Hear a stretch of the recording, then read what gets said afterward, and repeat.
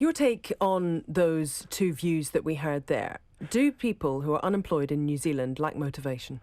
I think for every example of a situation where a young worker hasn't turned up on time, done something the employer doesn't like, there are dozens of cases where there are young workers trying to get a foothold in the labour market who've been paid poorly, treated poorly, haven't had good conditions. So let's not kid ourselves about this. We've got 87,000 young people not in education, employment or training. This is a big issue for us. So, the idea that we have somebody at the age of 21 who is still struggling to kind of learn the basics of good work ethic and habits and that, and they've got 40 plus years of working life ahead of them, actually, we've got to make every effort to get them work fit and competent and capable. And it's a responsibility of both government and employers to make sure that happens. But we heard from both there, and it sounded like from the employer, and he was not alone. We did have a reporter who went and talked to quite a few employers around New Zealand about this yesterday, and they seem to be speaking with one voice, saying that this is a problem. They have people who are no-shows. They have people who turn up and do a couple of hours of work and wander off. They have people who they have to send back because they're drunk. These are not isolated cases. And I've spoken to plenty of employers who work really hard to get young people into good, secure, long-term work, often with pretty troubled backgrounds, but they make the effort and they often get a bit of assistance from government agencies to do that. I've met employers who they go around and pick young workers up from their homes at 6:30 in the morning, because they know that if they didn't do that, the car that they used yesterday probably doesn't start, probably doesn't have a warrant of fitness. They may not have made their lunch because they actually don't know how. All these sorts of things. It is about actually accepting that there is going to be a pool of people, young people, who've got the entirety of their working lives ahead of them, who we do need to make a bit of extra effort for.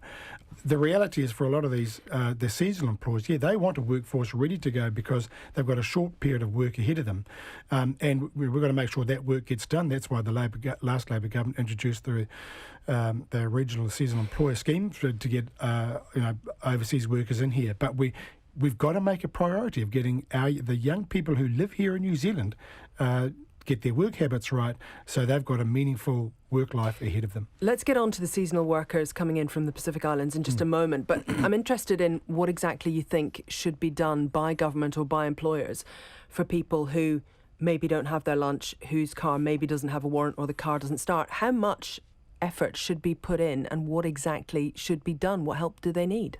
Well, I look at what some pretty amazing people are doing already, employers and trainers who know that actually it's a social responsibility to make sure that the generation of young people coming through who by the age of 2021 still kind of haven't got it because the environment they've been growing up in hasn't given them those skills. They need that opportunity to do that. And these are, I've met, as I say, some pretty incredible people who bend over backwards, make a real go and turn out incredible young people who've got good prospects ahead of them. But what they started with was pretty rough. I don't subscribe to the National Party view and the John Key and Bill English view that these people are all pretty damn hopeless and you write them off and you do nothing about it. It's too important for New Zealand and our economic future that we don't let people just permanently fall through the cracks and we give up on them. We've actually got to take a bit of effort because in the end they've got decades ahead of them that we need them to be useful for. But equally, for people who are trying to run businesses here, they need reliable workers, and is it more reliable to bring in Pacific Islanders in many cases? When unemployment was low, that was that was the right thing to do. But what I hear from some employers who say, we want these people. Actually, the reality is they get away with paying a pretty low wage.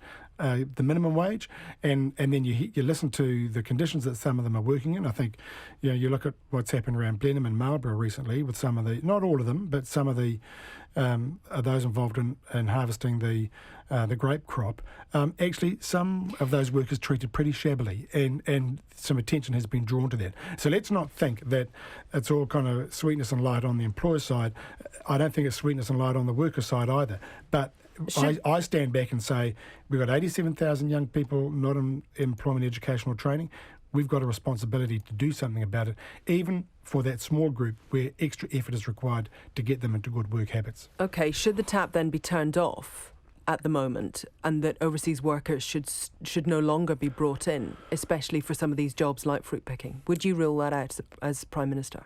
There's no justification when we have 15,600 labourers unemployed in New Zealand taking the dole, and we're issuing work visas for 6,500 people to do labouring work. That doesn't make sense to me. So there's a mismatch there that I don't want to see continuing. I wouldn't allow it to continue. And if a bit of extra effort is required to get some people, getting up at the right time of the day and making sure they can get to work and be a reliable employee, then I'd be looking at ways to make sure that can happen.